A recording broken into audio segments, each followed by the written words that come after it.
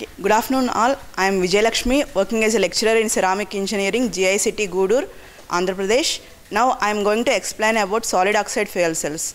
The demand of energy is increasing day by day by increasing the industries and increasing the population.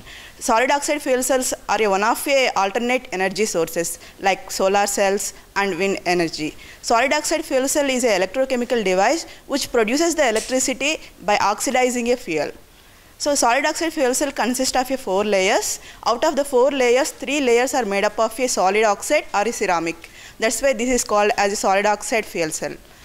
Solid oxide fuel cell consists of basically 4 layers. So out of this, one is a cathode, and the second one is a electrolyte, third one is anode, and fourth is a interconnect.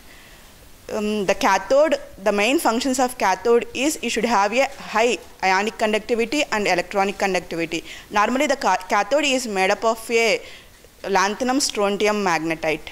And electrolyte. Electrolyte is normally made up of a yttria stabilized zirconia. You should have a very good ionic conductivity and it should be dense. And the third one is a anode. So anode is made up of a ceramite, is a combination of ceramic and metal.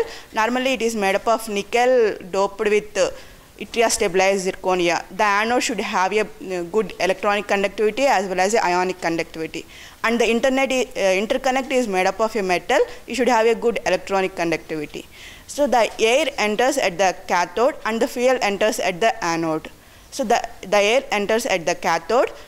Oxygen in the air will get reduced by absorbing the electrons from the cathode and forms as oxygen ions. These oxygen ions diffuse through the electrolyte to the anode. So where in the anode the fuel enters at the anode and it absorbs the oxygen and it releases the heat and H2O as well as the 2 electrons. These 2 electrons will go to external circuit where it will do some work, and then again it will enter into a cathode, and this cycle will be repeated.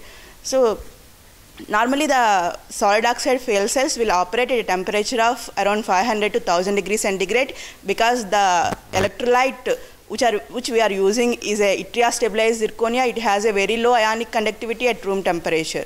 So the yttria stabilized zirconia has a very high ionic conductivity at a temperature of above 500 degrees centigrade. That's why the solid oxide fuel cells are normally operated at a very high temperature like 500 to 1000 degrees centigrade.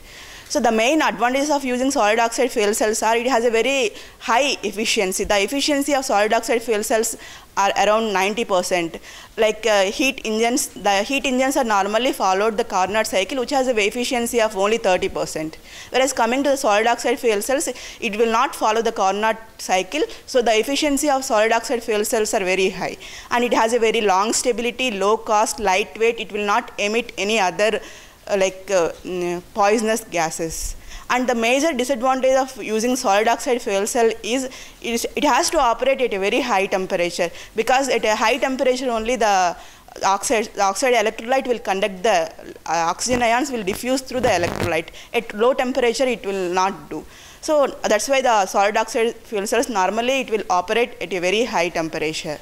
So compared to the normal conventional fuels are normally naturally available materials, and it will be get over by a few years. So we have to find out some other alternate energy sources, and out of this the solid oxide fuel cells are one of the best energy sources. So the solid oxide fuel cells are mainly, it can be used in moving vehicles and as well as stationary power plants. So each cell normally it has a thickness of a few mm only.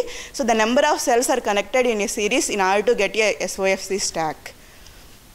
So this is about today's class. Today we have discussed about the solid oxide fuel cells and the advantages and disadvantages of solid oxide fuel cells. Thank you very much.